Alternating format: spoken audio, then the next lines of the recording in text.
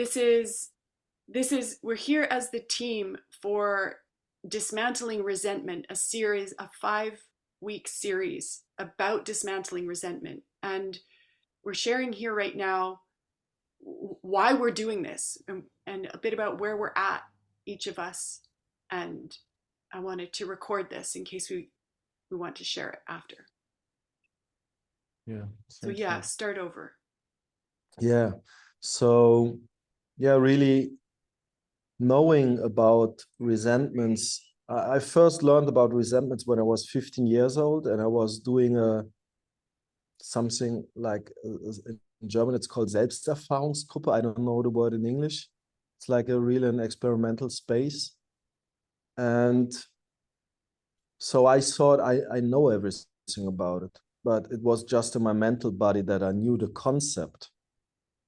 And then I went into a 12-step program where resentment is also a big issue. And I was doing step 4 and 5, which is all around resentments. And again, I was thinking, okay, I've done the work, but it's still mostly in my mental body where I realized it. And then during Money Club, and even before, there was this time where I realized, okay, I have again and again and again the same experience.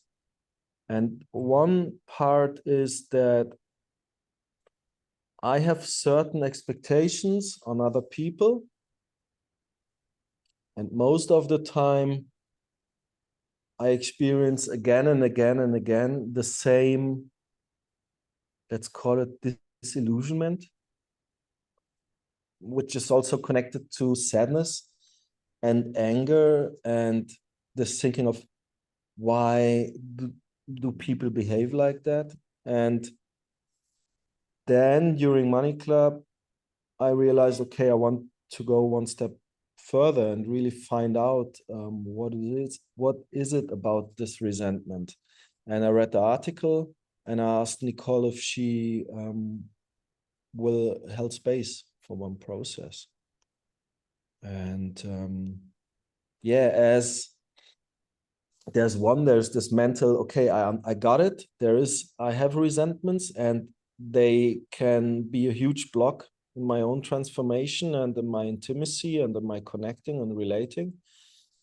And then there are processes needed, like healing processes or resentment dismantling processes. So this is my necessity for being in this team. I want to go through that processes for my own transformation.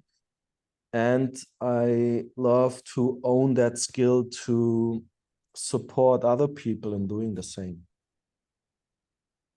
And being in this team and dedicating and committing myself to that, is my commitment and me showing up. I want to change something in my life and I want to be able to support others in the same endeavor. So this is the reason I'm here. And I feel joy about being with both of you in a team. And I feel joy also about the own unknown, how the next steps will be. And at the same time, there is some fear about what is behind the resentments and the processes that I will have to do for my own transformation. Yes, I would say that's it for the moment. Thank you, Christopher. Yeah, thank you.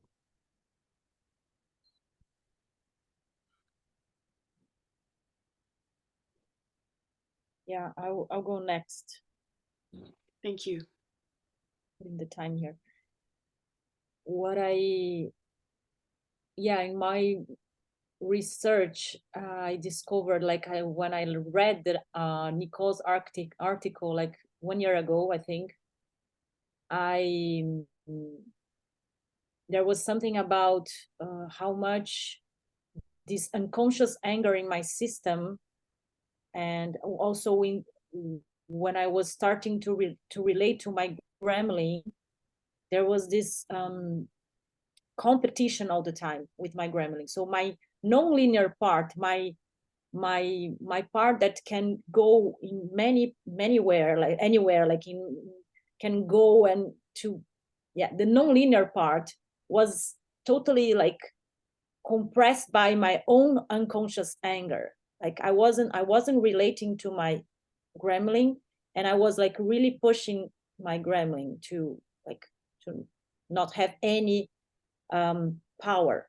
And at the same time, actually, from that, I realized that I was like creating, like carrying a resentment of this part of me that was super non-linear, super creative, fast, and could notice so many things. And so there was this part, and when I saw that, I realized that this was the strategy I was holding in my system, like, and so big part of me wasn't alive, and it's still like in the system of, if I'm carrying the resentment about myself, about my power, for example, I would put expectation in myself, and I couldn't reach that thing. So it was my gremlin doing, like, putting the obstacles more and more and more. And so I'm never like satisfied with my results with myself, for example. And I realized that in my relationship with myself, I was doing the same thing with others. And so this resentment cycle start to create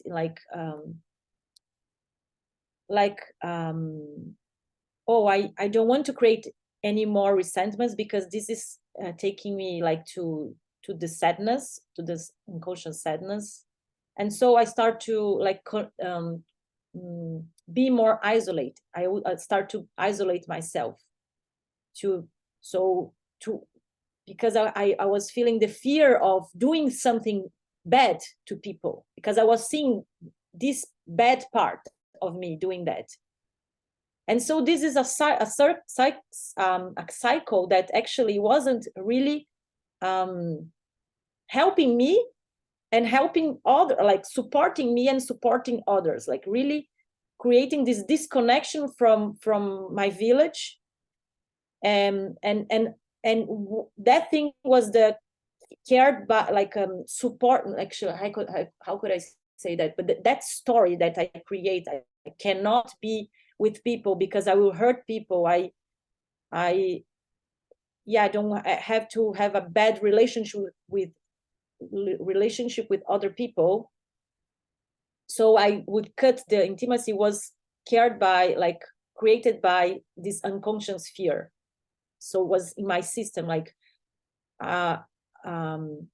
if I start a relationship with this person, like, for example, like a friendship, I feel fear that I would do something bad, or I would do, like, I would create expectations, so I don't create any relationship with this person, for example. And then actually the resentments, in this isolation strategy, I start to listen to like much more clear the voices that I would carry, like voices about me, it was so much clear, the voices, like this refrigerator thing that was bzzz, like all the time. So I start to have more clarity about what actually was going on with me.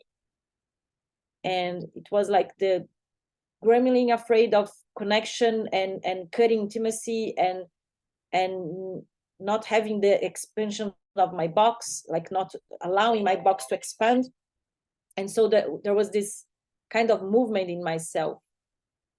And now I see how much actually I feel so much sadness when I see others people patterns, like the same patterns of isolating themselves or cutting intimacy, to not go and go have this step further and start to see what's going on. Actually, when I went to the resentments with people, that actually when I did some resentments work, I could see much clearer what was going on in my relationship, for example, what was clear for me, and I could like drop that stories or projections I had about this person, for example. And the more I go, the more I can be myself again and see the other again, their being. So that's the thing that now, that's why I'm feeling a lot of joy of going to this journey, because even though I'm feeling fear about that, I don't want to carry more I don't want to be one that is carrying resentments and relating. And also I want to support other people to do the same process, to go to the same journey. Thank you. Thank you, Marina.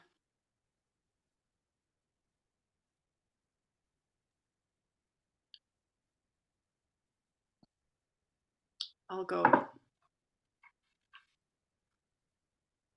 When I first started using possibility management, it was the website about resentment that I landed on it. And I was, yeah, kind of jarred to the core of me to discover how relevant this website was.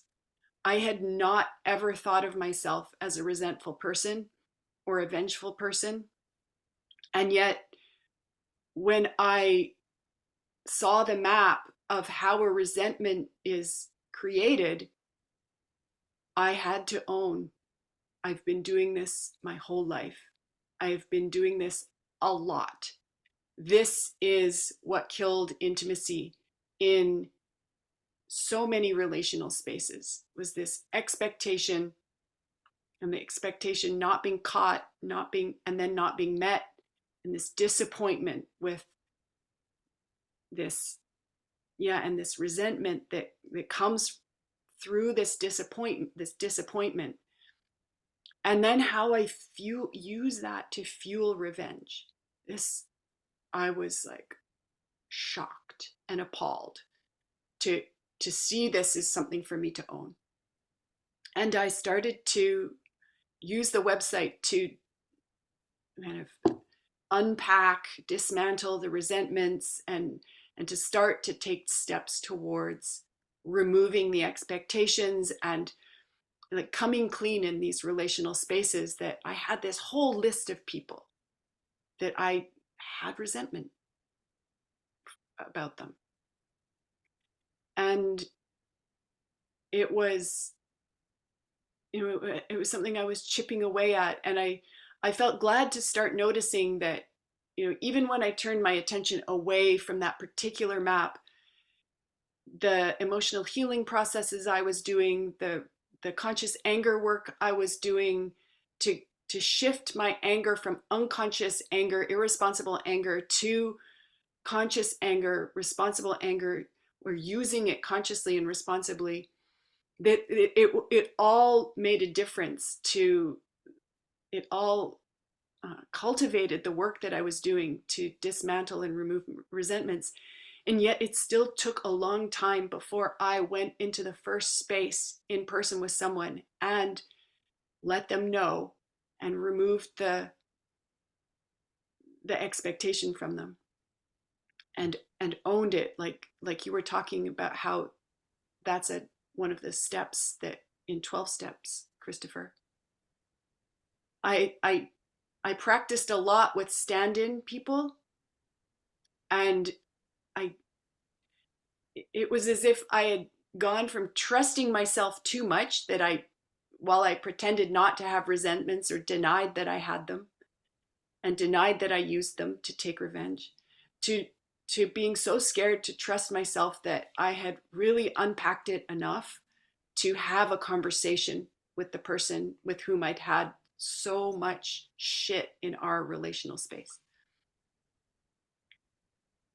And the article that I wrote that you talked about, Marina, that I read, or that you read about a year ago, this article came from this big chapter of working with these maps and dismantling resentments and seeing the consequences and discovering how, especially in the relational space with my mother, I shifted from my story about my mother being that she had been this person who really didn't get me, didn't love me, didn't care about me, didn't want me around, didn't see me, didn't get me, and to just over a year ago, experimenting about having an encounter with her just to share space, just to visit and find out what was still triggered, and to discover that I could be in a space with her without this old resentment fueling this constant low drama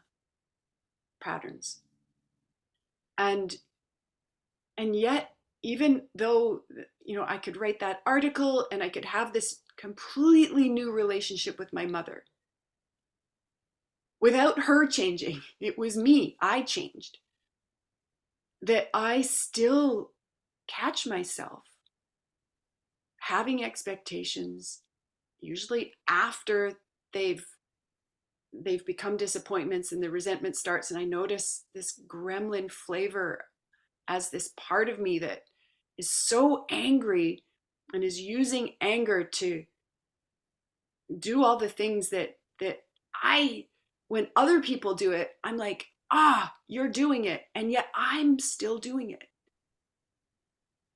So for me, the next step was to start working with you, Marina, about a year ago, and then processes we had together, Christopher, that had showed me that I actually have a team already.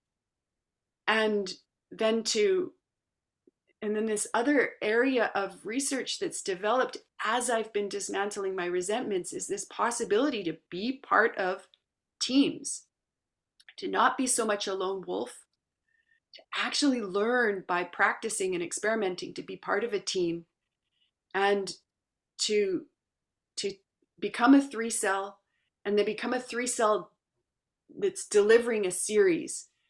Just seemed to me the scariest next thing to do. And also the thing that I really had aliveness for.